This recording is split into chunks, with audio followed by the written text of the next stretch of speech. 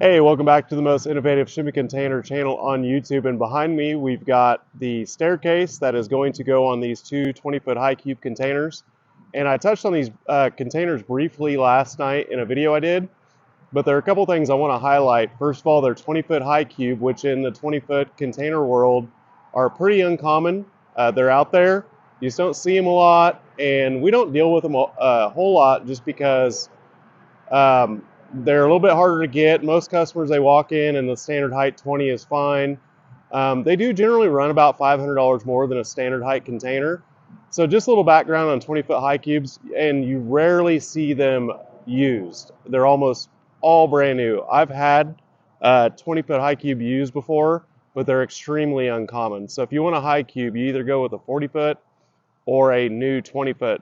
But there are very few circumstances where the customer's just got to have a high cube 20-foot. All that being said, I decided to build these offices. It's going to be our new office, so it's going to be two 20-foot containers with the interior walls cut out. So it's going to be a 20 by 16 space, which is a lot more usable than a 40 by 8 for us. But I decided to use 20-foot high cube containers because of the way these stairs are going to work out, and a couple other reasons. So let's take a look at the containers inside and kind of a couple things you deal with when you're framing 20-foot high cubes and what you should look for on insulation, where we're going to put the mini split and all that jazz. So let's flip around and take a look. So I want to discuss staircases briefly. The most common and easiest way to do a staircase is on the end of the container without the doors from one corner to the other. If you go on the side, it turns into a wide load, which locally is no big deal. You just don't want to ship wide loads across country. It's going to cost a lot more freight. So on the side is fine, but on the end is cheaper, and generally that's okay for everybody. This is a set of stairs that we got from Boeing. They're super heavy duty. They're like half-inch plate on the sides, and they're a pretty normal step pattern. The problem when you do stairs on the side and you want to get from here to here, or have any sort of landing at the top, I like an 18-inch landing, they turn into like ship steps, which are very steep, like you'd see in a ship, like a Navy ship. So these steps, we've got sort of two options here. We can run them, I want to say these are 12 feet long. This distance to this distance on a 20-foot high cube, but I have to calculate it, but these are still going to be long. On a 20-foot standard height, we'd have to cut, I believe, 1, 2, 3, 4, 5, 6, 7, 8, 9, 10, 11. I think we cut 2 steps off. So we're going to be really close to not cutting any steps off on this one. I think we're going to cut 1 step. And then we will have to shorten these bars and move this handrail up. But the cool thing about a high cube is it's going to give us a little bit more distance on the diagonal, and we're going to have the additional ceiling height inside. And I had these 2 high cubes sitting around a lot that I just got. So I'm like, hey, let's build this 20-foot office out of high cubes. So I'm going to go diagonal here. I may do a little landing at the top, and then we will have folding handrails. And we like to do the handrails folding for shipping because you're over height. With 3-foot handrails and let's say a standard height container, that puts you 11.5 feet. That puts a lot of guys over height, which is generally 14 feet. Then you got to start pulling permits.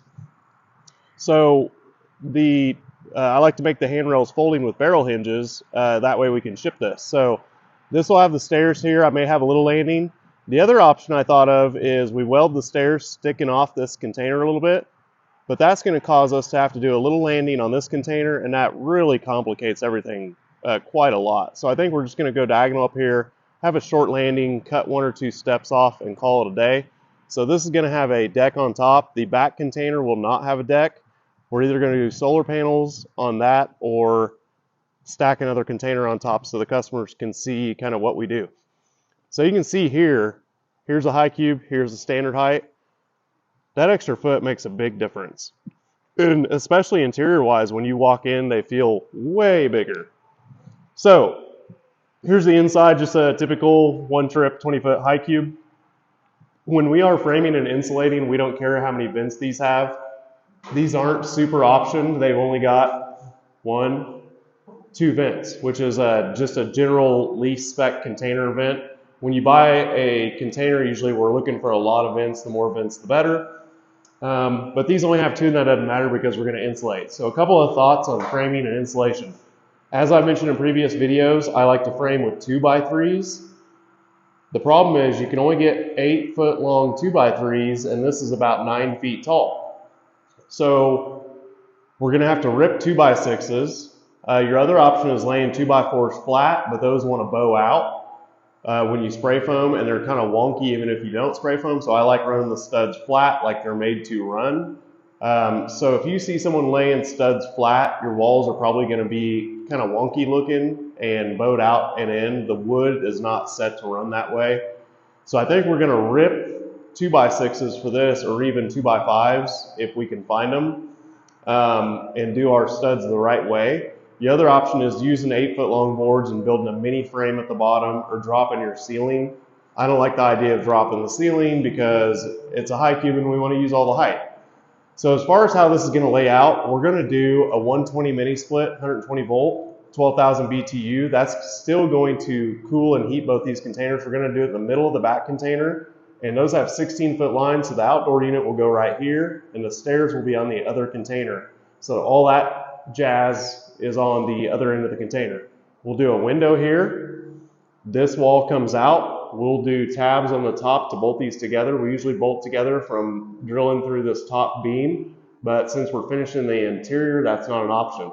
So our frame is going to come down inside this post, because we're going to cut the wall at the bottom of this post. Our frame is going to come down right inside that post. So inside the container, we'll have two exposed 2-inch metal beams at the top where these made up, and we'll have a gasket in there, but we can finish that gap out with an interior panel or just leave it, it won't really matter. And we are going to, since we're going deck and everything on these containers, we are going to paint them the RAL 9003, which is the white. I've posted some pictures of the white containers. They look really nice. The problem with the slate gray is it doesn't match the gray of my building, and I'll show you here. See that slate gray container? It's not the color of my building, which kind of looks weird. So we're going to go white on this one, and that'll contrast well with my current warehouse. So on the rest of these, we're going to have a big window right here and a walk door right here where we usually put it. That leaves room at this end for a desk, and then the rest of it will lay out however it lays out. So the deck will be up here. One more on the insulation and framing. If you see someone using fiberglass insulation inside these, first of all, they're not doing it on the floor. You need to insulate the floor of these containers. It makes a huge difference. Second of all, it's cheap. Third, it's prone to moisture.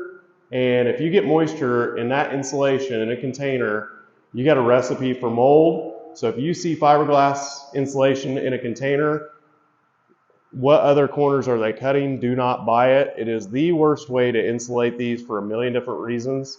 So we spray everything, spray foam, closed cell spray foam. The other thing to stay away from is any container with a window unit AC. Those window units, most of them don't have a heat pump. If they do have a heat pump, the BTUs of the whole situation are even less. They cannot heat or cool even in a 20-foot container. A window unit cannot cut it under any circumstances. So I want to touch on the fiberglass and the window unit and insulating the floor. You need to insulate the floor. You need to use spray foam, and mini splits are really the only way to go on these. Your other option is the P-tack, which is 42 inches wide. That's a sort of an industrial hotel, like when you stay at a hotel and it's got the air and heat down low. That's a P-tack, P-T-A-C. The advantage of the P-tack is they're an all-in-one unit, and no one can sort of steal it. They could vandalize it if they want, but it's a little less prone to vandalism. And the mini split lines, although we hide them in the wall, they can steal the outdoor unit if they wanted to pretty easily. So P-tack is better for situations where you're kind of worried about theft and vandalism. So we're going to get started on this Monday. It's going to be a really cool project. So these are going to be white with the deck on top, the door, the window in back, and then all open inside. I don't see anybody else generally finishing containers with the walls cut out, and we're starting to do more and more of this, but these 20-foot high cubes are going to be awesome. So check out our other videos, and as always, thanks for watching the most innovative shipping container channel on YouTube, and drop comments and questions. I love hearing from you guys. and have a good rest of your weekend.